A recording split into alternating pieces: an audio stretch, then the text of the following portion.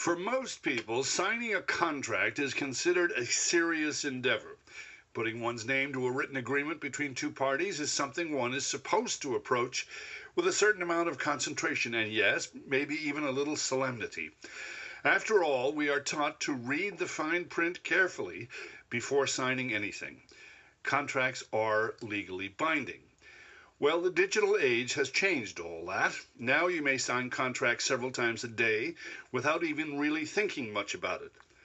When you buy something online, visit a website, register your child for a gym class, rent a power tool, or go on vacation, you sign or click "I agree" on your computer to those incomprehensible texts entitled Terms and Conditions. They are annoying, but most of us sign them anyway to get the service or the product.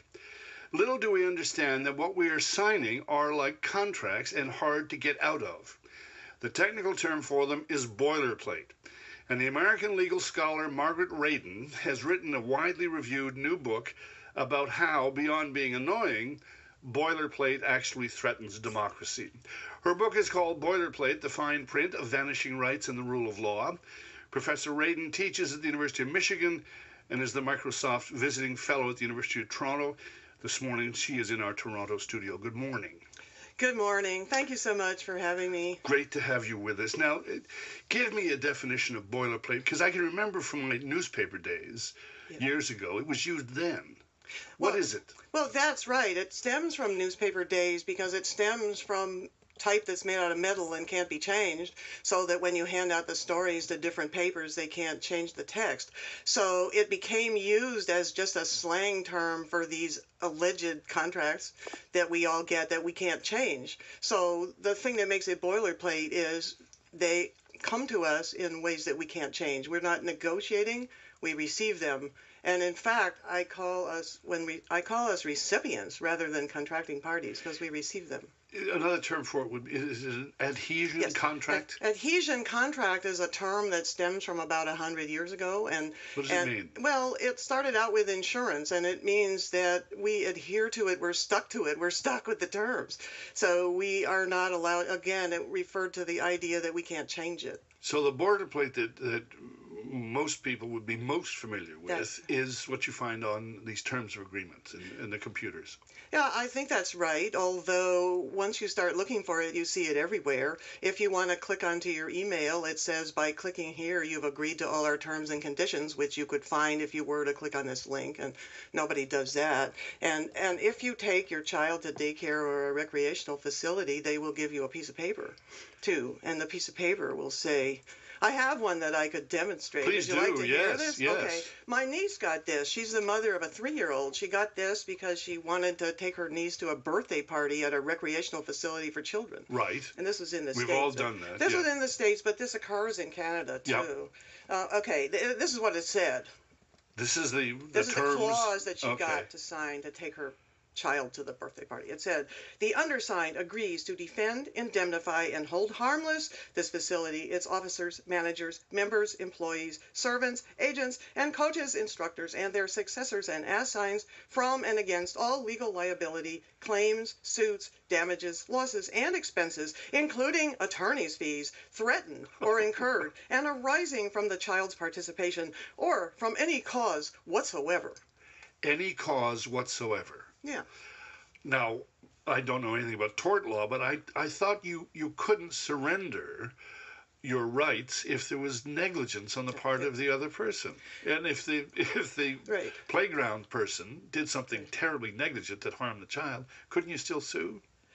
It used to be true that the courts would say it's a matter of public policy that people cannot get out of, exculpate themselves, say they're not guilty of their own negligence. That is changing. Really? There was a recent case in British Columbia where a firm got out of its own negligence, and this is happening widely in the States. And this is one of the main reasons, not the only one, but it's one of the main reasons I wrote the book. There's a social contract that we all have collectively that there's such a thing as not harming other human beings. Indeed.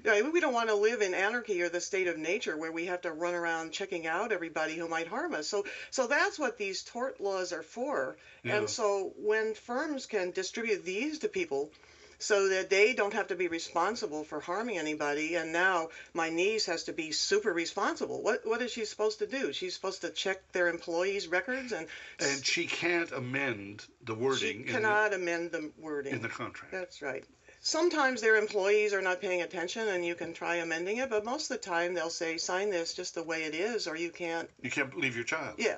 Yeah, and my students in Canada, the reason I know this is happening all over is because I've had students who are parents who tell me that they're getting them at daycare facilities, which is really scary. Is this because of the fear of lawsuits that now we know that the U.S. is a very litigious country. Yeah. Is it because of that, or we are perhaps a litigious country and more wedded to individualism, and I appreciate the Canadian respect for both individuals and for what the country, what the collective is supposed to do. Right. And so I'm surprised that this is happening in Canada too, that because when you can supposedly, by clicking I agree or by signing something you don't understand, let a firm out of its social responsibility, and if they all do that, we're out of civilized society. What rights would we be surrendering by signing these things or clicking on I agree? Are we surrendering all our legal rights? Or? Sometimes we're surrendering any right to legal remedy. This one that I read you explicitly does that. You will have no legal remedy no matter what we do to you. It doesn't matter what happens to the child. And I think, it says that. And I think that courts shouldn't allow that, and I think sometimes they wouldn't. If the firm intentionally harmed my child, they'd say that's a crime, we can't allow that. But the thing that's in contention, as you point out, is whether they can be negligent, contrary to what tort law says about our responsibility not to harm others. And I think that has caught hold a lot in states in the U.S. and is starting to catch hold in Canada, which is scary. There are certain things that society guarantees to us. It's the reason why we entered into society and don't have anarchy or the state of nature. And having those who are most capable of taking care to prevent harm, having those be the one that prevent the harm makes a lot of sense. I think firms may say things like, we will save money if we don't have to defend against people suing us, and we will pass the savings on to you, and you, the customer, would prefer to have less money to pay. I think that is not economically true. Sometimes they just pocket the money, depending on what kind of market they're in. And so I don't know how frequent that is, but I think it's pretty frequent. And I think that no matter whether it costs a little bit more money, most people would say, I want to live in civilized society.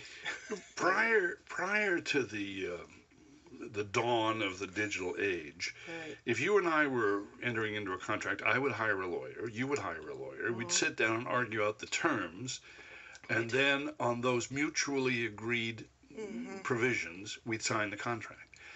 Does this kind of thing simply evaporate that whole system of contracts in a way? Yeah, I think that would be fair to say. And I think the whole idea of contract is based on two individuals who, of their own free will, negotiate something that makes both of them better off. Right. And so it really kind of makes a mockery of contractual ordering to say, we'll just give you these terms and we'll call it a contract and the courts will enforce it. I don't think that's a contract, really. But you go further in the book, in Boilerplate. You say that, in fact, these instruments essentially undermine democracy in a way. How? They certainly undermine social order, as I've just said, by saying the things that we have protecting us through the social ordering of legal remedies are going to disappear if firms can individually opt out of them and make it stick. But also, I think, just to take a U.S. example, I know something about intellectual property. It's one of the things I teach. So we have a Copyright Act, which took years and years of legal debate in the halls of Congress. Right. We have a Patent Act, a new one, which just also took years and years and many amendments. If some firm can just say, okay, but by sending you this boilerplate, you don't have any copyright rights that the statute gives you, and we're going to own everything, whether it's covered by copyright or not, which websites normally do. Almost every website does that. That is using boilerplate. It's really easy. You just copy other firms' boilerplate, and it takes away all of this democratic struggle in one fell swoop. everything they argued about and arrived at exceptions and sort of Yeah. user rights and they struggled over it. It takes it away by boilerplate. So these companies would go to their law firms, yeah, probably argue highly priced law firms, and yeah, say, okay, we need some terms of agreement that are bulletproof, that we can yeah, put on the website and yeah. get people to sign them. They do, but one of the interesting things that I don't know the answer to, I'll ask this question because I don't know the answer. They are copying them from other corporations. So, and I know law students who were hired to copy other people's boilerplate. So I don't think that the higher ups and the management have taken into account what they're doing and what the risks are. And I don't, I think they're kind of doing it blindly because it's so easy to copy. I think if people out there drew attention to the management, look, if you make your products look and services look really bad by disclaiming all legal liability, maybe you're going to lose some of us. I think if customers kind of started trying to make the advertising department or the management and not just the legal department know about that, maybe this would change because it makes them look bad. It makes them look like they don't believe in their product or their service. Right? I don't think I have, until recently, ever read the fine print. Usually it's in the Agate type. You can hardly see it anyway. Right. I don't read it either. Well, I did read. We switched over our internal mail system a couple months ago, and I did read the terms of agreement. And they're incomprehensible to the layman. Of course they are. I mean, is it deliberately so? They say things like there is a severance clause, and there is an integration, and you say, what, huh? What the hell is? It doesn't make any sense at all. No, it makes no sense to the layman, and yet they tell us to read it, and we lie to them, and we click on it and don't read it, and it's a very awkward situation for public trust. I do think.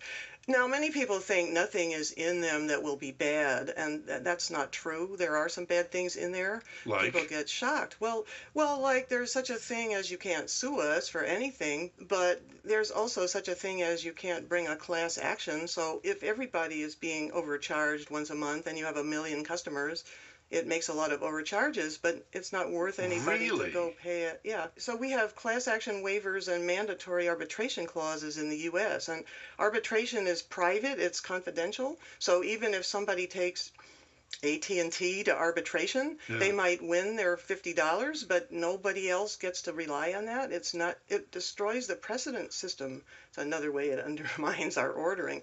And class action waivers are very common. There's a struggle over that in Canada too, because the Canadian Supreme Court thinks adhesion contracts are enforceable unless the provinces say otherwise. And some of the provinces have legislated against arbitration clauses against consumers, but not everyone. And so against consumers. Yeah, if they're used against consumers. Right. But otherwise, if you have to go to arbitration because you're not situated in a place where you have consumer protection law which disallows that, then you have to go before a private arbitrator who's likely paid by the corporation and not by yourself. You have to contribute, but they get more hired by the corporation. So it's actually, there are dangerous things in there that people don't understand. Is there any settled law on this? I mean, there's the Supreme Court in the U.S. looked at any cases involving this? The Supreme Court in the U.S. right now has a 5-4 majority that always thinks the corporation wins, if I could put it bluntly. Yeah. So they have, for the past 10 years or so, and especially in the past 2 years, they have said any arbitration clause that cuts out class actions and cuts out other states' attempt to help consumers is valid under federal law, which preempts state law in the U.S. It's not true in Canada, but in the U.S. So they have made it, our Supreme Court, 5-4, over and over, has made it extremely hard for states to give their consumers some good rights against this stuff. And this goes for California, it goes for Massachusetts, it goes for everybody. So this question of nullifying any kind of class action. Yeah. If, for example, let me give you a hypothetical. If cigarette companies put a terms of agreement thing on each package, does that mean they would be free from any kind of class action from people who've suffered lung cancer? I mean, is that possible? Could you take it to such a ridiculous extent? If there were not federal regulations, which the cigarette companies entered into, having to put notices saying this is bad for your health, they would not do that, and they might well put some label on their product saying you are on your own here. Now, there is federal law on products that are harmful for health. Dangerous, so, yeah, dangerous for right. health, so they can't do that. But Yeah. things that are dangerous for children that go to daycare, they haven't got around to yet. Yeah. I know a number of public schools in this country, and Yeah. the case may be the same in the U.S. Mm-hmm. In terms of playground accidents. Yeah. They're terrified of getting sued. Yeah, right. And they build these elaborate, silly, so-called safe playgrounds out of fear of the insurance companies and getting sued by parents or somebody. That doesn't touch directly on this, Yeah. but No, we seem to be terrified of Right. getting sued. Yeah, some are. I think small firms and playgrounds are, and fitness centers that I've gone to are, and they give me the boilerplate, and I look at it and I say, look, this clause would be unenforceable because it would not be guilty even if you assaulted me, and no court would go with that. So I take out a pen and I try to fix it. You do. And they say, you can't touch that. The insurance company makes me hand these to you. Yeah. So if insurance companies are requiring that these small firms have to make their customers or their clients or the people who use the facility, if they have to be responsible and it's not the insurance company and it's not the corporation, what does that do? The insurance company is making money and they don't have to pay out. That's right. So I think I'm not an insurance lawyer either, and I'm not an insurance regulator, but insurance is regulated, and I honestly think the regulators should look into this. Let me ask you to be prescriptive now. Sure. You've established the parameters of the problem and the concern. Yeah. What can we do about it? Does that mean that we have to sit down and every time we click on something we have to read all that stuff? What can we do? No, definitely not. I don't think we can. Lay people don't know what this is, and some of my law students don't know what it is, even though, and even those of us who know what it means don't know what it means when it's all put together. Right. So no, we can't read it. I think that online there's some opportunity though, because some people who are the age of my son, not of me, are online all the time, even when so he's supposed to be talking to me. I know he's clicking on his computer too, and they can spread it around. There are now websites which try to tell you which terms are bad. There's one called TOS. Terms of Service Didn't Read, and it attempts to read a lot of these and give them a grade, A, B, C, D. Right. So I think that people who wanted to look into this could alarm other people now that we have two can play at the game of proliferating things online. So I'm hoping that consumer organizations will learn how to make us aware online that there are things that we shouldn't put up with. And then I think we should shame them. Consumer protection and law in British Columbia, one of the remedies is you have to publicize that you did a bad thing if you're the corporation. And they don't really want to mess with their reputation. They try really hard to maintain it, reputable firms, and those are the ones I want to deal with. Right. So I think we could amend consumer protection law to make sure that everybody knows about this. So I think we could get busy with the lobbyists on the consumer side to try and help with that. And I also think we could help ourselves by having people the age of my kids just tell everybody online and tell everybody on Facebook, look, be careful. So, and the alternative is hundreds of millions of people are subject to things that they don't understand, which are going to take away legal rights. So we have second-class citizens, those who actually have tort law to turn to and those who don't, which I think that's bad. We could start by reading your book. That would be very flattering. Thank you. Thank you for coming in. Thank you so much. Good to meet you. Margaret Radin is a law professor at the University of Michigan. She is the author of, most recently, Boilerplate, The Fine Print, Vanishing Rights, and the Rule of Law. This morning she was with me in our studio in Toronto.